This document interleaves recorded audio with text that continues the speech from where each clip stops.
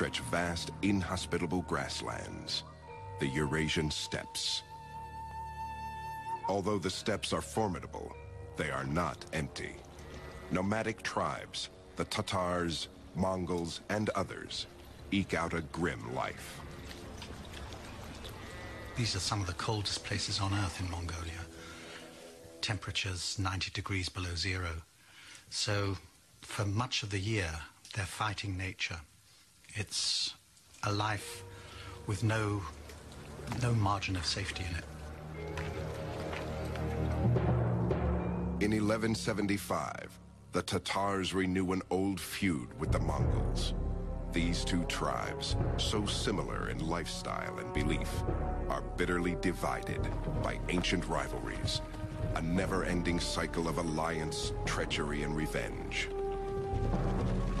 Caught up in their own struggles, they ignore their common enemy, the rich and powerful Jin of northern China. The Jin dynasty, their policy towards Mongolia was one really of divide and conquer. And the Jin would employ the Tatars on raids against other nomadic groups, tribes, khanates that grew too large and too threatening. The Jin wisely perceive that as long as the people of the steppes are focused on each other, they won't trouble them. It is in this time of upheaval that great Mongol conqueror Genghis Khan arises in the 12th century. He does so not from a family of kings or princes, but as a fatherless boy, facing death with his family on the barren steppes.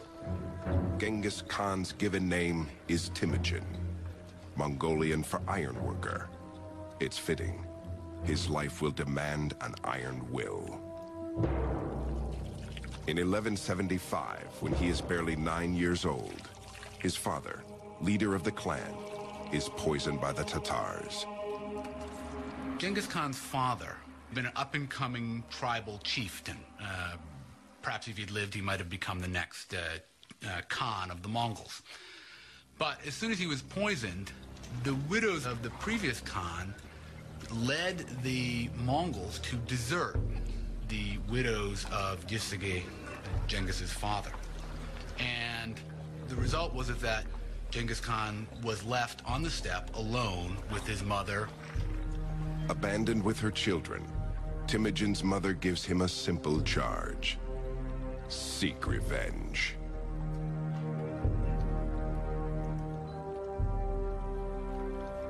He had grown up, we can presume, with this strong sense of mission. He was the son of one of the leading chieftains, one who had won victories in war when other chiefs had been defeated. And he had been abandoned, and that created a really strong sense of bitterness, a strong sense that the world doesn't work the way it should. For 30 grueling years, Temujin fights to unite his clan and gain the title of Khan, great leader. He learns to trust those proven loyal in battle, and he remains suspicious of all others. By the age of 40, he has grown to be a gifted chieftain. We're looking at a man like Alexander, like Hitler, I have to say, with immense charisma, who made people follow him by the strength of his personality. Having united his tribe, in 1196, Temujin turns to the second task: vengeance on the Tatars. The tactics were pretty much entirely horse tactics, and they incorporate all of the things that we would normally expect. Techniques learned in the hunt, for example, would often be employed tactically in battles. The feigned retreat, drawing your enemy in and encircling your enemy, enveloping the enemy. There were elements to their tactics that are so reminiscent of the Blitzkrieg. What I do see new in the case of Temujin Chengiz Khan is his reorganization of society. That has to be reckoned among the most important, not only social innovations, but military innovations, in which he takes the old Central Asian Mongolian tribal structure and refashions it in his own image in a way, breaking the old tribal loyalties, but maintaining the kind of power of this tribal cavalry. As far as we can tell, in virtually every battle they fought, in every battle they won, the Mongols were substantially outnumbered by their enemies. But they were much more mobile because they had so many horses, and they were able to operate, it seems, in small tactical teams. No more than a few score at most. So the first thing you'd see if you were fighting the Mongols is they would seem to be everywhere. Oftentimes they would come at you in a single file, and suddenly they would just disperse, and suddenly they'd be all around you. That was really disturbing. The Mongols' combination of finely honed horsemanship and tactical strategy overwhelms their enemies.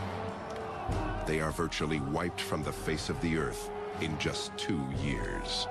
Only their name will live on.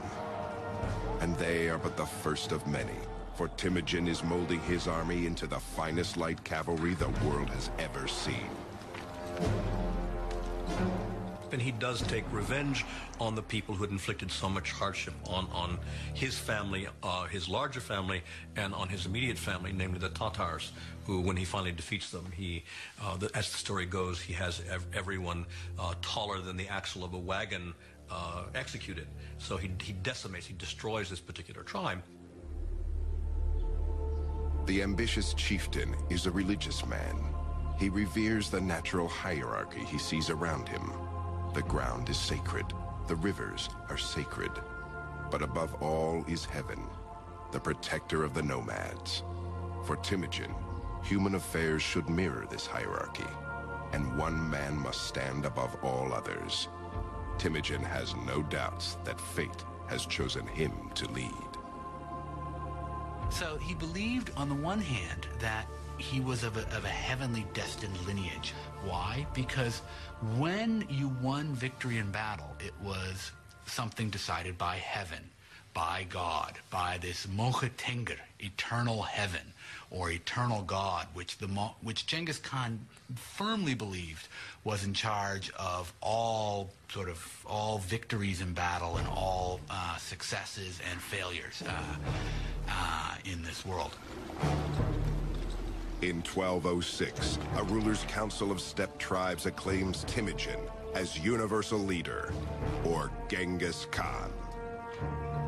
He now stands poised to conquer the rest of the world and seal his reputation as the bloodiest of all barbarians.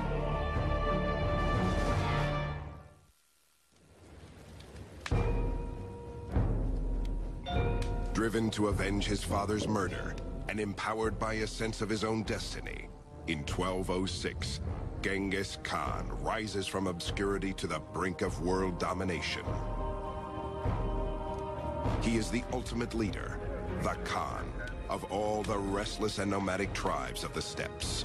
His people live a difficult life in a brutal environment. This is a society that is perpetually on the move. So they're ready to bundle up shop in no time at all. So what does that say about how these people live? The tents they live in. They have a cane framework, and felts are tied or sewn onto these individual cane panels, and they can be set up inside 15 minutes and dismantled in the same sort of time. So the inside of yurts was incredibly dark and smoky because they only had a hole at the top and a hole at the doorway. And the doorway always faced south because the Mongols were superstitious that good news came from the south. You had felts on the floor, felts on the walls, so dark, dark, dark, and then everything permeated with smoke. What did they burn? There's no wood on the steppe, so it's dung. So it's smoke that's permeated with animal smell as well. This hardscrabble existence shaped Genghis Khan's character, and his mother's words of vengeance provided his mission. Points to the very important role that Mongolian women played and still do play in Mongolian society, and that's a very important sort of formative episode in his whole life, because he becomes very attached to women, to his wife, to his mother. They figure very prominently, both figure very prominently later on when he distributes his territory and his soldiers among these people. Both women receive shares. So that's quite an important thing. She really holds the family together. She's the cement of the family. By the year 1206, Genghis Khan's power over the steppes is unchallenged. Now he directs his vengeance on the wealthy and arrogant Jin of China. In 1211, the Mongols move to invade China. The enormous ancient nation sees them as scruffy upstarts out to stir up a little trouble. The Chinese have no idea what they are about to face. Down in South China, the Song dynasty, the ethnic Chinese in South China often looked on the Mongols as possible allies, and they developed a very interesting view of the Mongols, that the Mongols were these very crude, barbaric, savage people, but they were uncorrupted, unspoiled. Within hours of their initial meeting, the Mongol troops annihilate a much larger Chinese force. The nomads learn fast. They copy Chinese siege technology to breach their city walls. They become the embodiment of terror. And then they start beating their drums. And these drums are carried by 4 people on ropes. And the mere sound of them drove people mad with fear. They brought with them the prisoners from the previous city that they captured and pushed them into the moat so that they could go over them, over the dead bodies at the city walls. And then they would slaughter every living thing, the very cats and the dogs. In 1215, they lay waste to the capital of northern China, Chengdu, present-day Beijing. But just as victory seems within reach, news arrives that trouble is brewing in the Mongolian homeland.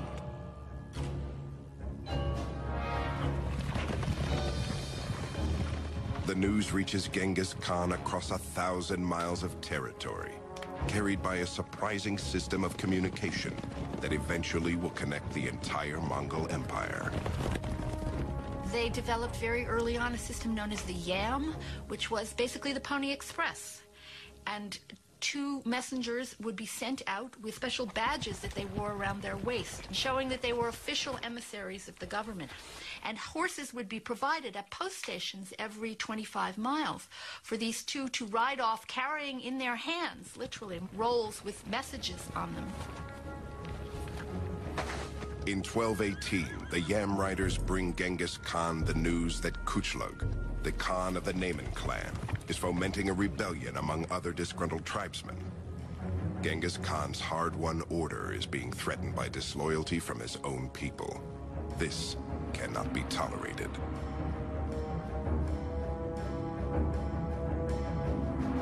In search of the rebels, Genghis Khan launches a crusade that takes him far from his business in China. As they pursue the rebels west into Muslim lands, the Mongols annex one kingdom after another.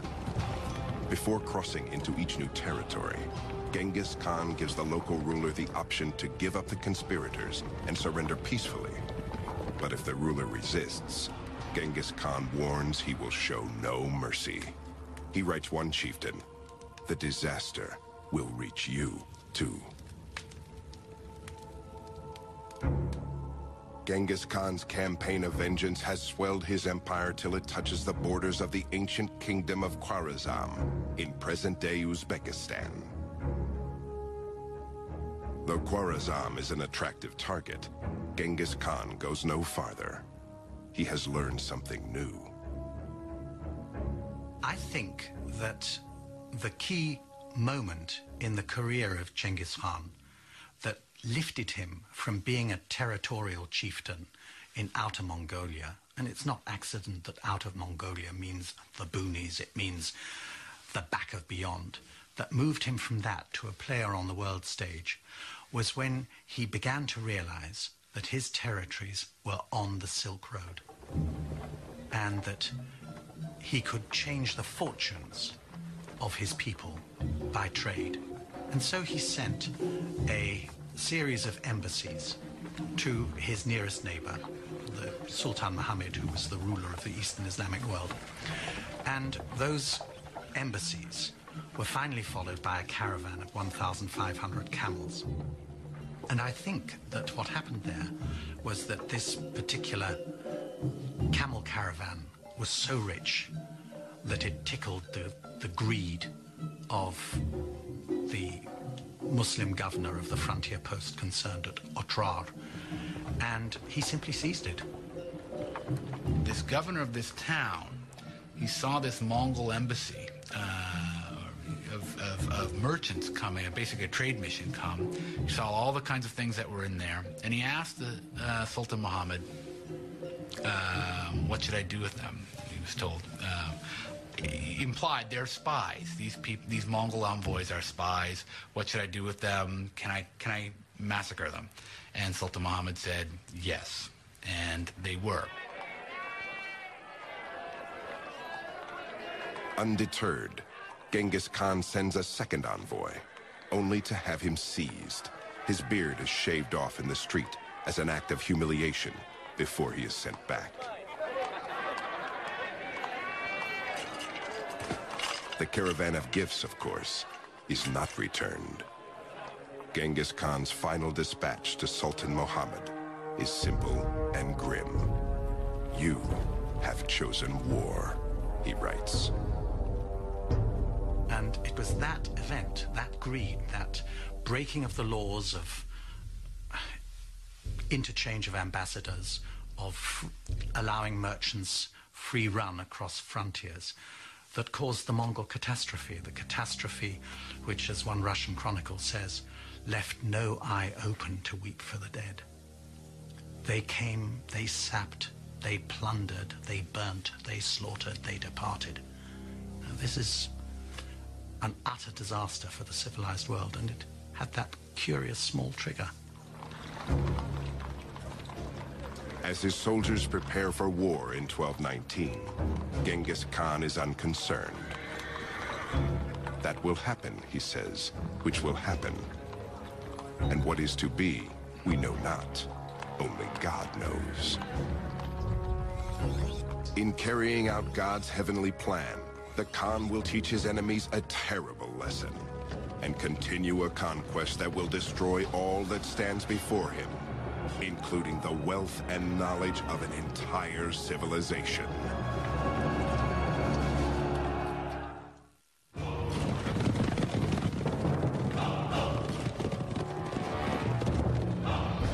Genghis Khan has unified the nomadic Mongols, subdued the wealthy Chinese, and now, in 1219, stands perched to take on Sultan Muhammad, the ruler of the Khwarezm Empire of Central Asia. Genghis Khan is a man driven by revenge.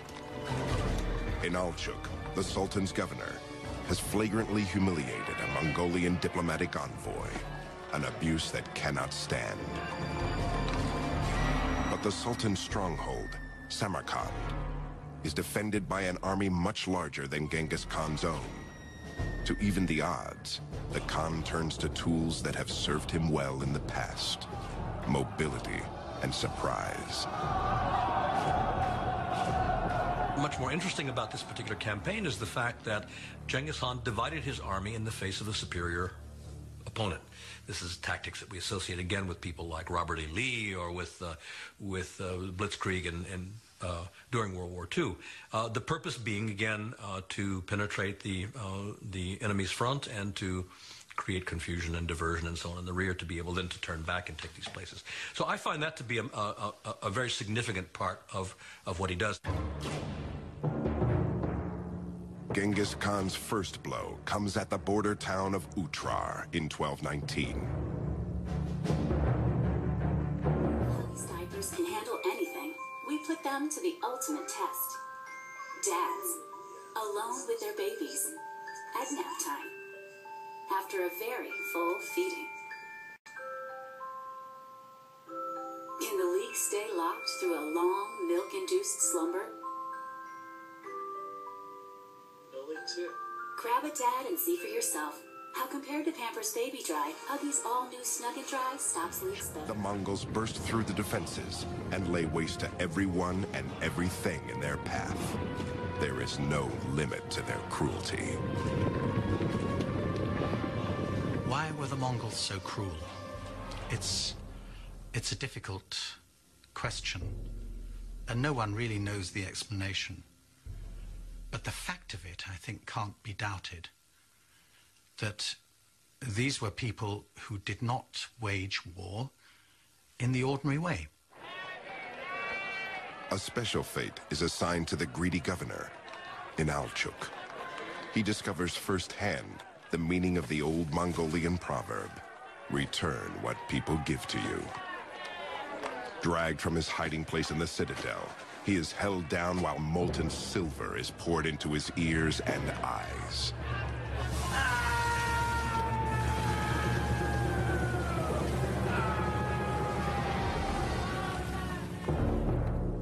In February 1220, Genghis Khan plots a three-pronged attack, unrivaled in cunning and malice.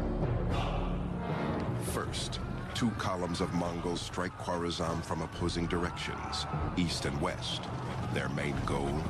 To lull Muhammad into thinking that these trifling attacks are the Mongols' best shot. Medieval armies in Europe and the Middle East had a very strong idea that retreating in the face of the enemy was humiliating. And so they really couldn't do it. And the other reason they couldn't do it was because, from the general's point of view, once you start retreating, everybody would think you've lost, and suddenly you would lose control of your army. Everybody would start running away. Oh, we've lost. We're running away. The Mongols would retreat. Then suddenly, as they're retreating, they'd suddenly break up, start coming around again, and start shooting at you again. That was very disorienting for many armies. The constant hail of arrows that would be falling, that was a disorienting thing. Diverted by the Mongols' feints and skirmishes, Sultan Muhammad strings out his forces along hundreds of miles of farmland and river valleys south of Samarkand. But far away to the north, Genghis Khan prepares for the main assault. Genghis Khan carefully seeks out the smugglers and bandits who know the secret water holes and camel routes in the desert of Kızılkum. These will be his guides. They will lead his army over 300 miles of punishing desert sands, a back door to the Sultan's kingdom. In March 1220, Genghis Khan and his army emerges from what the Sultan believed was an impenetrable desert, like demons from his worst nightmare. In one of the greatest strategic rearguard attacks in the history of warfare, proud Samarkand falls in just 10 days. Sultan Muhammad shows his true colors, fleeing for his life from one city to the next. Like hunters pursuing a fox, the great Mongol generals are given 20,000 men and told to crush any town that shelters the fugitive Sultan as they relentlessly track him down and kill him. So it was not just a matter of beating an army in the field, but eradicating the power of a country to ground zero so that there could be no recovery. So they sowed salt in the fields, they destroyed the wells, they flooded the cities, they cut the canals, they chopped down the orchards, as if there were no tomorrow. The Mongols' monstrous rampage devastates magnificent Persian cities like Balkh and Herat. Genghis Khan is not concerned. They couldn't care less. So the destruction that they visited on the Eastern Islamic world has lasted to this day. The ruins of once great cities still lay scattered across Persia like ghost towns. With the annexation of Khwarazm, Genghis Khan's empire reaches from the Yellow River all the way to the Caspian Sea, the largest continuous land empire in the history of the world. The most remarkable result of this Mongol conquest is that East is open to West for the first time in 1,000 years. Pax Mongolica, a Mongol peace, allowed people for the first time to travel in absolute safety from Rome to Beijing. It was never possible before, and it wasn't possible until the 20th century afterwards. It's not a small thing. We had people from the Middle East traveling all over, all the way even into China. Famous traveler Ibn Battuta from Morocco eventually reached, at least he says he reached, China and traveled through much of the successor states of the Mongols, Mongol states ruled by the descendants of Genghis Khan. And that created a kind of knowledge of each civilization in Eurasia acquiring more knowledge about each other. Ironically, creating such an empire is not Genghis Khan's goal. The flame of vengeance still burns in his belly, and he still has a score to settle with the Chinese. To that end he now turns, but it is the one thing beyond his reach. In 1227, in his mid-60s, Genghis Khan dies on the march to China. According to legend, the victim of a freak riding accident. Armed troops and slave girls escort his body back to the steppes, where he is laid to rest in secrecy. There are various stories about 50 guards were detailed to bury him. They were killed by 50 others who were then killed, in turn killed by other people, so that the grave would remain secret for various reasons. But as for the precise location of this, we don't know. The way that the Mongol chieftains were buried was in total secrecy. They went off on a procession, the people who were going to bury them, blaring horns, beating drums, making as much noise as possible. And if anybody met the procession on its route to its secret destination where the person was going to be buried, they were killed.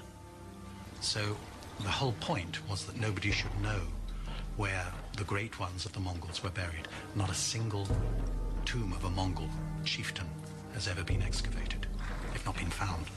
So we have no idea what they contain. Genghis Khan's empire seems to be as lost as his mountain grave, for upon his death, the state he sought to unify breaks apart, carved up into 4 kingdoms for his 4 sons. But the dream lives on. It will turn into a nightmare in the hands of another Mongol conqueror. Driven by visions of glory, he will unleash a reign of terror even bloodier and more brutal than Genghis Khan's.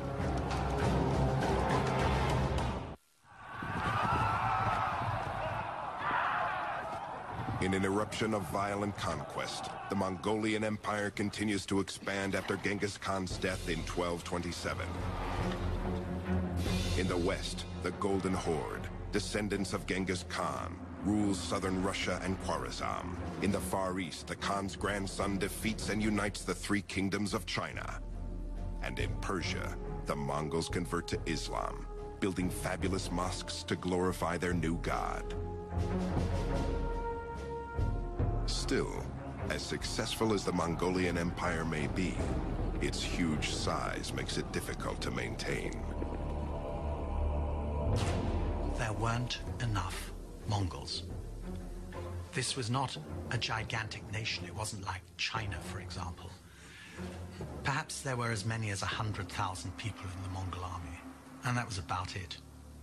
So the wider the territories they controlled, the thinner the crust of Mongol dominion on them.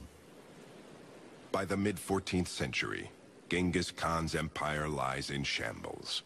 Like the old Mongol clans of the steppes, the rulers spend their time fighting each other instead of combining their strength. The actual power was slipping from the hands of the Genghis Khan, the descendants of Genghis Khan, and falling into the hands of these tribal warlords, people who were not themselves of the imperial family, but who were the real holders of power. In the middle of the 1300s, in the Muslim lands of Khwarezm, in modern-day Uzbekistan, a young Mongol boy named Timur prepares to steal his neighbor's sheep. He is a clever and stealthy adversary to the shepherd. Snipers can handle anything. We put them to the ultimate test. Dads, alone with their babies, at nap time, after a very full feeding. Can the League stay locked through a long, milk-induced slumber? No League 2. Grab a dad and see for yourself how, compared to Pampers Baby Dry, Huggies all-new Snug & Dry stops leaks the... His luck will fail him. It is said that he receives a wound that never fully heals, making him lame for life. As he grows to power, he is called Timur the Lame, or Tamerlane in the West. It is a name that his enemies will come to dread. By the year 1360, Timur is an important emir, or leader, a master chess player, a skilled strategist. Though he is a Mongol, he cannot claim descent from Genghis Khan, so he creates an elaborate genealogy linking himself to the great leader. He even takes 2 wives descended from Genghis Khan to legitimize his claim. Timur certainly, I think, saw himself as restoring a certain view, a certain version of Genghis Khan history. It was his own version. It was reflected very much through the prism of his own ambitions. And he, at a certain point, saw himself as a man of destiny, not only as simply the agent of the righteousness of the Genghis Khan cause, but saw himself as a person acting in his own right. By 1375, the Mongol Empire is not Timur's only restoration project. A century and a half after Genghis Khan put Samarkand to the torch, Timur hopes to make his adopted hometown the jewel of the world. He was born in that very area, and he was always attached to what is now Uzbekistan as his birthplace. And in the course of his campaigns, wherever he went, he would kill all the men in a city that he had captured, but he would save all the artisans from death and transport them back to Samarkand. So you must imagine Samarkand alive with traditions from all over the Muslim world, from China, also from India. So Samarkand was something special. Samarkand was a garden city, and one of Timur's main construction activities was to provide irrigation canals that opened up whole suburbs with these wonderful gardens. Because Timur was a Muslim, he also constructed Muslim buildings, and he used a lot of the booty that he acquired when he conquered India to construct an absolutely enormous mosque. One of the attributes of Timur seems to have been his pride and his megalomania, we might say. And you see this in this mosque. It is colossal. Size was the big thing. The entrance way is 50 feet tall. And clearly the impression you're supposed to get is I, the humble little worshiper, have to go through this 50-foot doorway to get in. The magnificence of Samarkand is a testament to the might of Timur, but it is also a testament to his brutal means of keeping order.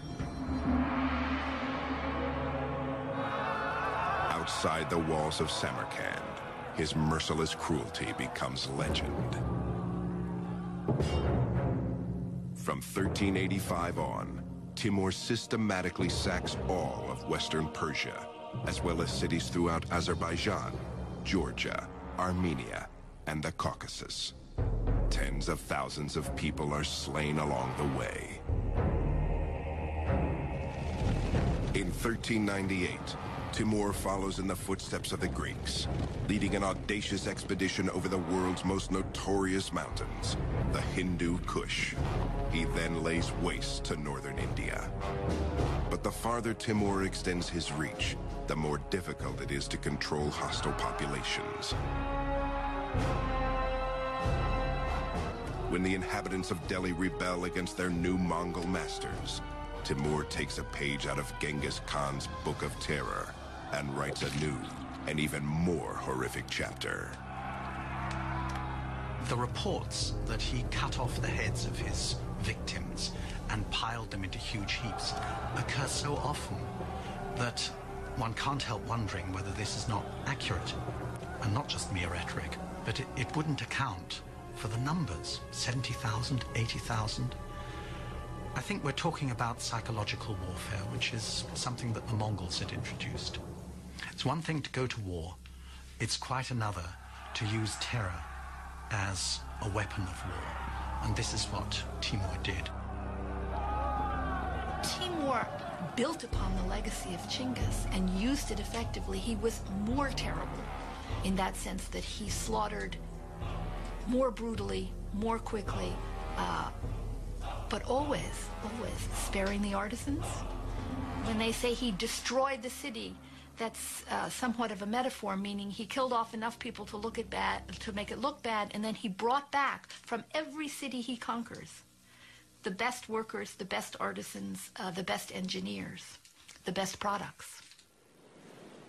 The vaulted skyline of modern-day Istanbul bears testament to the one dynasty that stood in the way of Timur's dream of a Genghis-sized empire, the Ottoman Turks. In 1402, Timur's expanding lands reached the immovable borders of Ottoman Sultan Bayezid. Proud to the point of arrogance, neither leader can tolerate the other. Timur even goes so far as to suggest Bayezid's mother is of dubious birth, meaning she is a whore. Bayezid can stand no more.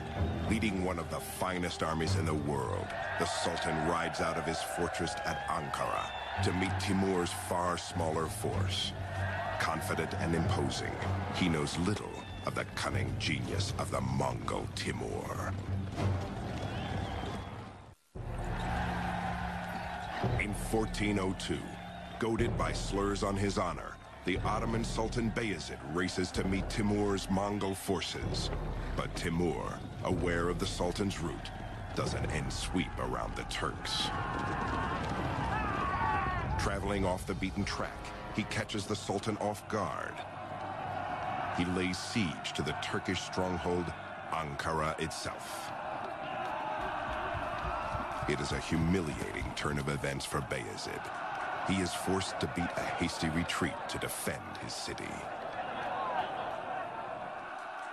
When his weary troops finally arrive, they are no match for the well-rested Mongols. Even worse, in the heat of battle, an entire Turkish battalion defects to the Mongol side when they see a beloved prince fighting for Timur. Tricked, betrayed, and totally routed, Sultan Bayezid nobly refuses to leave the field of battle. He is determined to fight to the last, but he is captured and taken prisoner. The Ottoman defeat may taste sweet to Timur, but it is even more delicious to Christian Europe. Now, if you look at this on the grand strategic map of Eurasia at the time, the Ottoman sultans were poised to scoop up Constantinople. They had moved into Europe, they had encircled it, they were ready to begin the siege that would have destroyed the principal city of Eastern Christendom. And just then, that was their bad luck. Someone came knocking at their back door, and that was Timur. The reaction in Europe to the defeat of Bayezid Yildirim was unrestrained joy.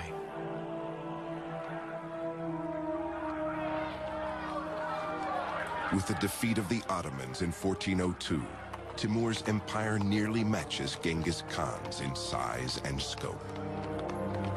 Predictably, it is not enough for the voracious conqueror. To secure his place in history, he must do his hero one better.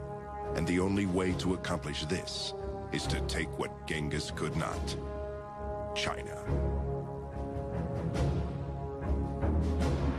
But like Genghis Khan, Timur mysteriously falls ill and dies on the march to China. In 1405, in Samarkand, he is laid to rest in a tomb as ornate as Genghis Khan's was simple. There's a curious story that as he lay dying, he said, "Do not disturb my grave, for if you do, a fate worse than me will fall upon you." And his grave was kept absolutely untouched until the 22nd of June 1941, when Soviet archaeologists opened the grave and found the skeleton of a tall man with a damaged hip. And on the 22nd of June 1941, Hitler launched his attack on Russia. And that was the signal for some 20 million Russians to perish in the following 4 years. So you could say that he had a long arm, and that long arm stretched right into the 20th century. Without the force of Timur's personality and leadership, his heirs are unable to hold the empire together. The Mongols begin to fade into history. Too small in number to rule their vast empire, they become assimilated into the cultures they conquer, adopting their religions and customs as their own. And yet, their impact remains immeasurable even today. By opening China to the west, the Mongols created an insatiable thirst for Asian goods. The drive to quench it spurred the Age of Discovery and the voyages that would lead Europe to America. Truly, by shattering the old empires of China and Persia, the Mongols gave birth to the modern world. An empire that stretched from the Sea of Japan to the Baltic, from Korea to East Germany, and took in most of Eurasia, apart from India and Southeast Asia. There's been nothing like it. Will the world ever see another empire like it? In Mongolia, some fervently hope so. Even today, Genghis Khan is worshipped there as a god. His name is a source of national pride, his tent a hallowed shrine. Small wonder, then, that the Mongols wait eagerly for the spirit to rise anew and for the barbarian to return.